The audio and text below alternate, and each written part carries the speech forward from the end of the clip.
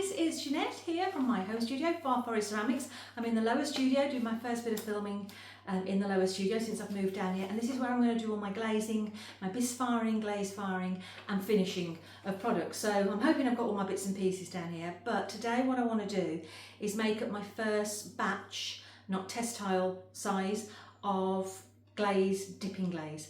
So I'm using the recipes that Joe at Old Forge Creations has kindly given available for us all to actually give it a try, and I'm going to make up the first 5 floating chrome and the Old Forge ivory from his first 5 recipe.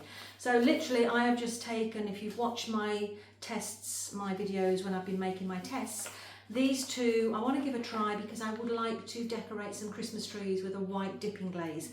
So I'm just going to try one, see how it works, then I can cascade it the rest. I've got a fair in about 10 days, so that's the hence why I'm doing it at this moment in time. So all I've done is I've scaled up the ingredients from 100 grams is what I did for my test. I've scaled it up to 500 grams, not millilitres, keeping it all in grams. To 500 grams for both of them. So I've put some water in a bucket. I'm going to weigh my ingredients, put my mask on, I'll film, put it on fast forward, and then I'm going to leave that, mix it up and leave it overnight to settle and absorb, and then I'll come back and you'll join me on the video when I'm actually going through the next stage tomorrow of blending it, sieving it, and yeah, hopefully giving it a try. So see you soon, take care.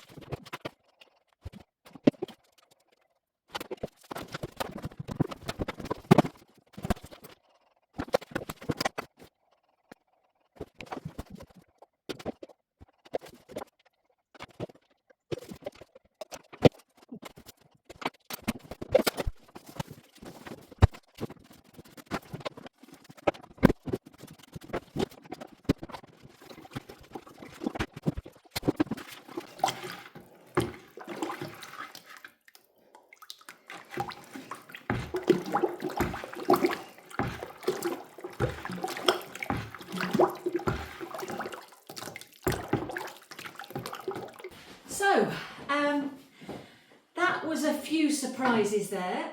For one, I did not even imagine there was going to be that much powder going into 500 grams of water.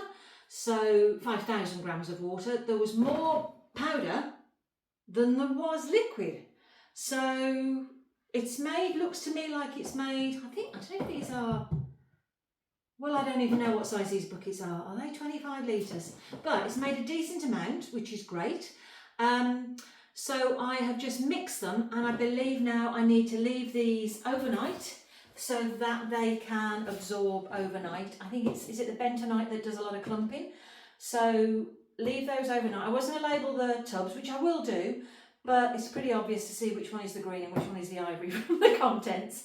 I've kept the buckets, I haven't washed them out, the ones that I actually was weighing the powders into, because tomorrow what I need to do is stir these again, and then I need to sieve them in and out, back and forth. So I'll use these buckets to do the sieving process. Then they will need mixing with a hand blender, but I think that's just before I do dipping with it. If I remember rightly, I sieve 3-4 times to make sure there's no lumps, and then just before I dip anything, that's when I have to use the immersion blender to blend up. I've only got that small one, so I hope that's going to be okay for these buckets. And also the things that I want to dip in the white is, let me show you if you can see, are these. So these are bisque fired, and at the moment I've got to try and find a container that I can actually use to dip these in that is more cylindrical and tubular. Don't know what the correct word is. So use the displacement method for doing that. I did have, let me show you,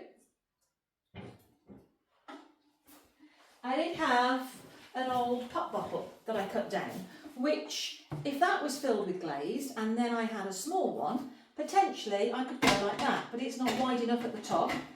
But that concept, so I need something tubular. So I'm going to go and have a look. I'm going to look to see how I got any vases or anything that's will actually be a better size than me trying to dip in these, because this is not going to work with the sizes I need to do. But I'm going to do a test. I'm going to do a test on a mug in the green and a tree in the ivory. So I'll do that tomorrow, and before I actually go and glaze up a load more stuff. But that was good fun. I forgot how to do it. It's amazing how you forget, and I just can't believe how much of the components it required.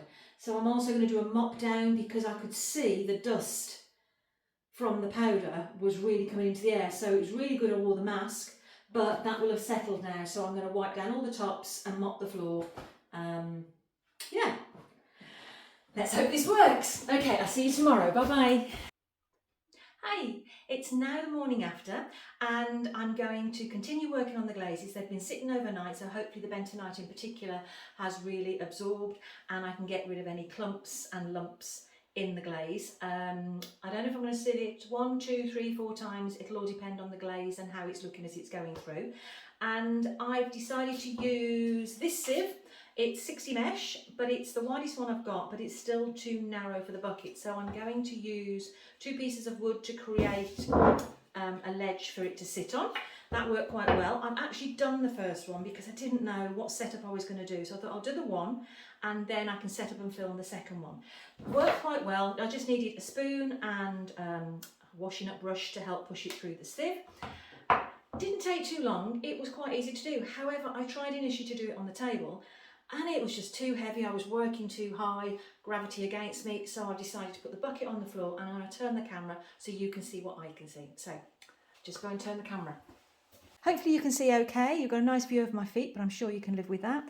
And the one I'm doing is this floating chrome, which I've ticked everything off, where I've upsized it to 500 grams. Let's see how we get on with this. So I've already unsnapped the lid, because it was super tight, and the first thing I noticed was that there is actually a residue all around the edge of the bucket. So first thing I did was use the water that's obviously separated out on the top to just wash that residue in, which was quite easy to do.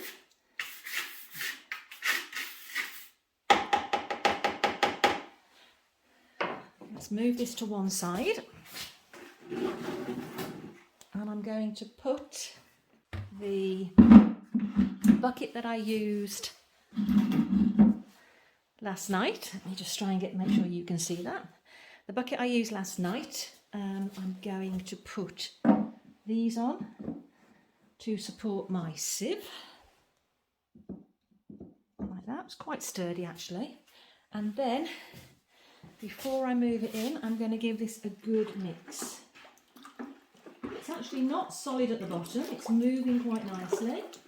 It doesn't look too lumpy either. I'm sure we'll find loads of lumps when we take it through the sieve. I'll give it a good mix first. What you can't see is I'm going to use the lid of the bucket to actually rest things on.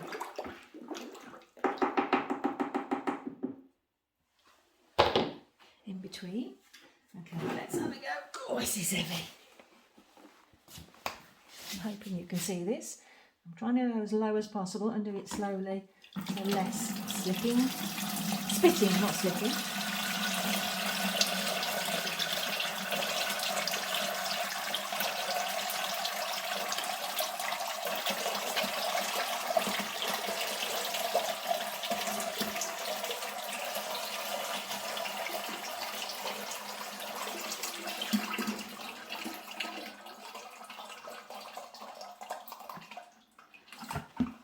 If you can see in the bottom of here, what I need to do is use the brush and try mix that all in and then get it in the bucket below. So it's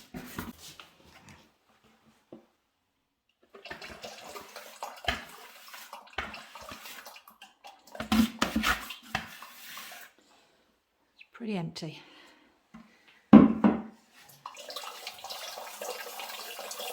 I'm only lightly pressing with this because I don't want to create much splatter. But yeah, there's quite a lot of lumps in there. Let's see how this looks like. It's the darker green, which must have been, what's the green one? Chromium oxide. So maybe that's one up front.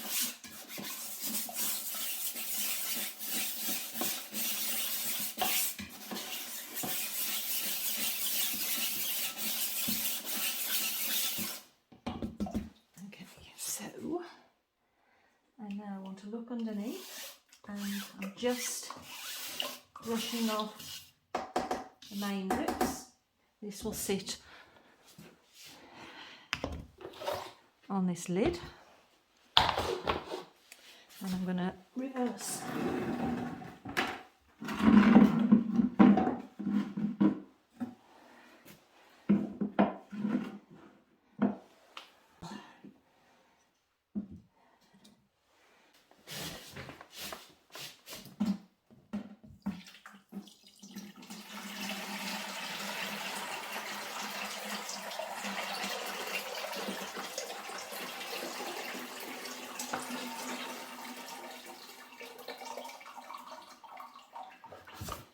Ooh, much better.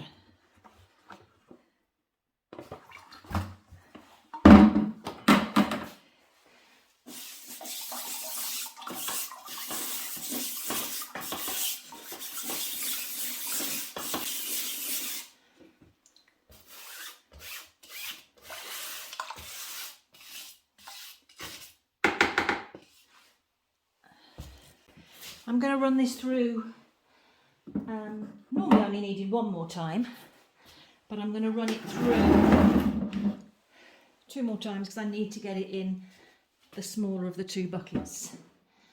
But I don't know, it just feels like it needs that blending a bit more.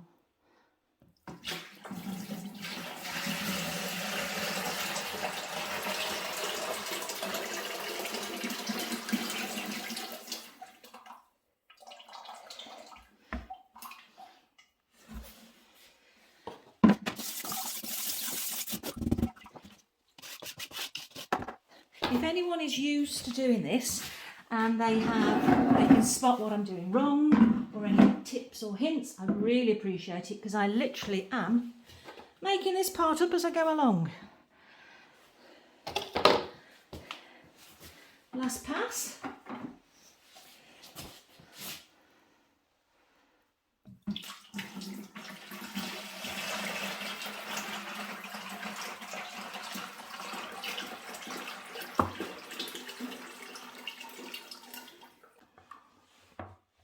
Not much there clinging to the sides, barely anything on the sieve at all. So I'm going to go with that. And instead of using the brush, I'm just going to use the spoon to wipe off the sieve, just in case I've got any lumps or bumps on the sieve. I don't mind doing it on passes when it's not the last one because it's going to go through the sieve again. But those are going to go to get washed.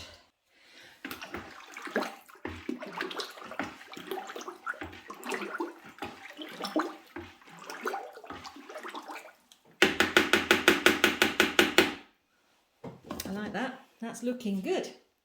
So before I use it to dip in, I would use the electric whisk or blender. But at this moment in time, I'm going to clean up, wash everything up, and then have a go at dipping something. I've got this from the house. It's a lovely vase with a lovely texture on the outside. And it's glass, so it should wash. It's still not tall enough for my big trees, but I'm wondering if I can dip one end and dip the other. But the circumference could work. It means I'm hoping when I put the glaze in, it will go deeper. Displacement theory. I'm hoping if I put my hand in here and I grip it hard, I'm like forcing my fingers out, I can dip like that. This one, well, I'm only going to go so far to try the double dip approach. I've also waxed just the areas that touch the surface. So I've only got a few to do. I need to do them for the Christmas fair. So I'm hoping I'll try this out, and then I need to look for something that's a little bit more suitable for my studio, wash this and put it back in the house. Does anybody else have any pieces that sort of like make their way into the studio from the house? Well, so that's my attempt on that one. We'll see how this goes. Right, what do we need to do next? I think I need to mix these with the immersion blender, really get them blended, and then try and dip them. I'm also going to do 2 dips on test tiles, one in ivory with a tip of the green, and then the other one in green with a tip on the ivory, just to see how they play combined with each other. Then I've got some test tiles I'm going to do with some brush on glazes, and literally that's all that's going to be in my kiln, a few tests. So I'm hoping to get that kiln on after these have dried thoroughly, maybe later tonight or tomorrow morning. Let's see how it goes. So let's get dipping. So I have my ivory, I have my immersion blender, which my gut is telling me I should be using something bigger than this, but it's all I've got to use at the moment. I used it on the tests. Maybe it's going to be okay. Let's have a see. So what have I got? It's going to be noisy, so I might turn the volume down.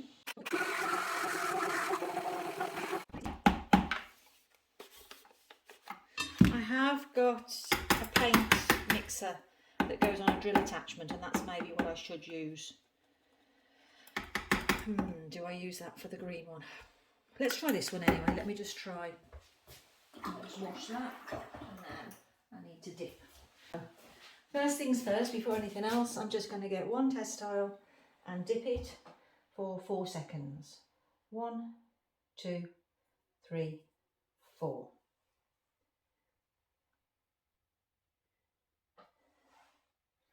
That's a 4-second dip. And then the tree, I need to try in here. Let's see. Oh gosh, this is heavy. Let's see if it gives me more depth.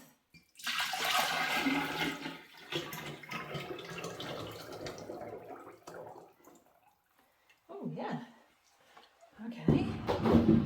So.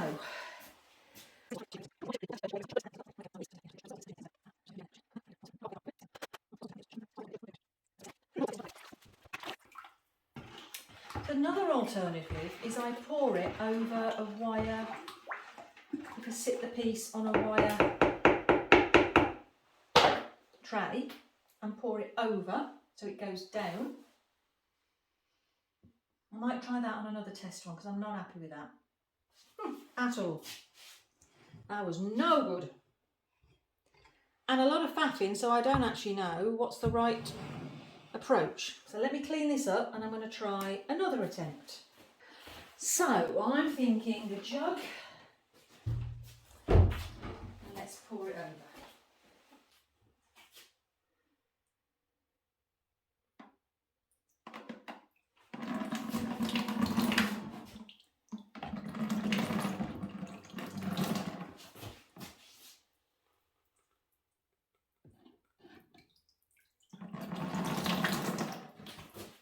That looks a better application.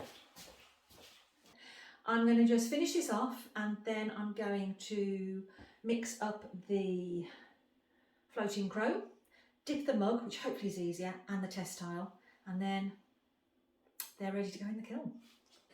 Right, so I have now got the floating chrome, which I have stirred, and then I have whisked with the immersion blender for 60 seconds. Just tapped it so the bubbles come to the surface. Hang on, while this is here. 1, 2, 3, 4.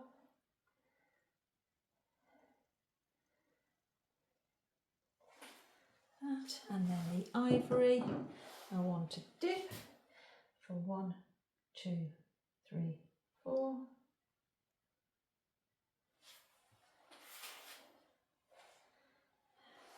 And then I've just got the green to dip into the ivory. I need to mix it.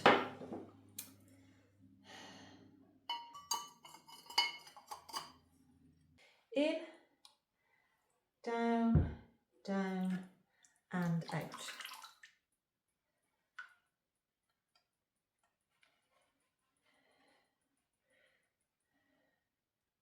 Well, the wax that I use is not working as well with the dipping glaze, from what I can see, but I can clean that up, that's not a problem. That looks a cleaner finish. And then I believe I touch up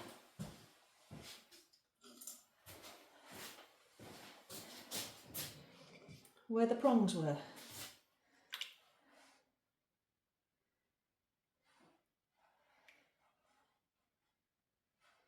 Which is not too bad. Well, that's easier than 3 coats of which one? Oh, I nearly dropped it. I am all fingers and thumbs today.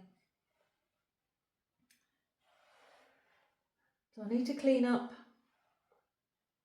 my wax bottoms, and maybe I've got a diluted wax that I use normally, so I'm thinking now I'll try, next time I do it, the super thick. Now my question is, this first one I might just wash this off completely, because that ain't gonna work. I think I'm gonna wash that off completely and just have one test and see, because it's a shame to completely waste a mug, isn't it? I'm going to do that. I'm going to wash that off. So all I need to do now is top dip this one in ivory. So I've now done the same on this one, a reverse. Let's just see what happens. Well, that was quite messy in the end and not as easy as I expected. Testar's easy to dip. The mug with the tongs, easy to dip. The trees, oh, I've learnt a lot and I've made a lot of mistakes. So I'm going to wash off, I think I'm definitely going to wash off this first mug I did that is way too thick in its coat. And I'm questioning whether I wash off the tree, because there's no way that's going to survive. Oh, I've got to lose. But the second one is looking better. So the second one, the one that I poured over on the grid, that worked very well. I looked underneath and I've got like dribble marks coming down. So I've used a sponge on a stick with some water on and literally just went like this inside, smoothed it all out, and then I've used a sponge on the bottom. So that was quite quick and easy. So if that works, I think that will work quite well on the bigger ones, but let's just see how it turns out. But I reckon I'm going to wash off the glaze off the first 2 that I dipped, because yeah, they're not good. I might re-dip them, wash them and re-dip them and see what the impact is if they're not dry. That's a thought. I'll let you know. But there'll be a follow-up video with my kiln opening, and I'll share with you what I'm doing, and I'll most likely load them at the same time. So I didn't want this one to be too long. You can actually then watch the 2 videos and see how we get on. All right, thanks for joining me. See you soon. Bye-bye. Update from yesterday, it's the following morning, and the tree, the second one that I glazed with the pouring technique, I've cleaned the bottom, I've smoothed around the inside. There's some small cracks of the glaze which I'm interested to see when it comes out the kiln. What does this blend in? Do I need to smooth them out? Just loaded the kiln and it doesn't fit, so I'm putting this in my small kiln because it's a small quantity of stuff I'm firing, and it's this much too tall. I can't believe it. So last night, fortunately, I re-washed the small one, took it all off, the top fell off completely. I've used my special recipe that I made with, it's on a previous video. I'm calling it paper glaze. Paper clay, what am I calling it? Yeah, paper glaze. It's got tissue paper in it, ground up biscuit clay glaze, and I've fastened that on, left it overnight. So this one isn't gonna go anywhere. It's I mean, I can see it's not completely secured it up there, but if it falls off, it's not a problem. But this one fits in the kiln. So I now want to glaze this one. So I've just mixed this with a spoon, then I've liquidized it for 60 seconds with the blender, and I'm now going to get a large scoop of glaze. Oh, that's handy. I'll put it over there. I want the lid to rest that on. And let's see if my second pouring technique is any better than my first. Let's put this on here. Now I'm guessing this is maybe even too tall for what I'm videoing. Let me see. Oh no, you can see it. I didn't know how much you could see. It's not an ideal position to do it, but let's have a go.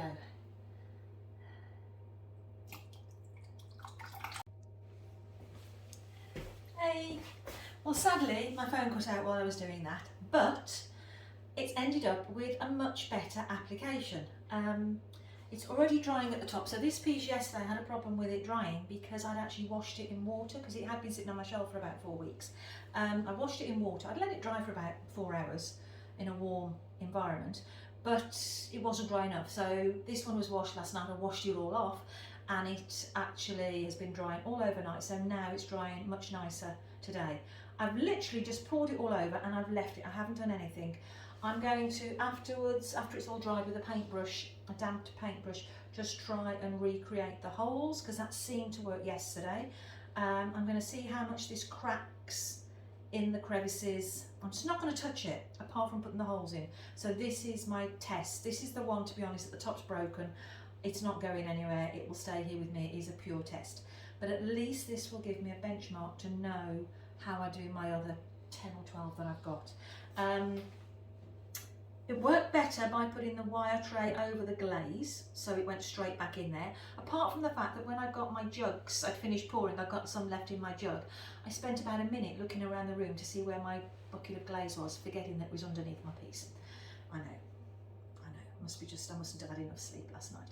So I'm gonna have to leave this now to fully dry before I can put the kiln on, possibly tomorrow morning. But it's better to do a proper test, so I've got something as a benchmark.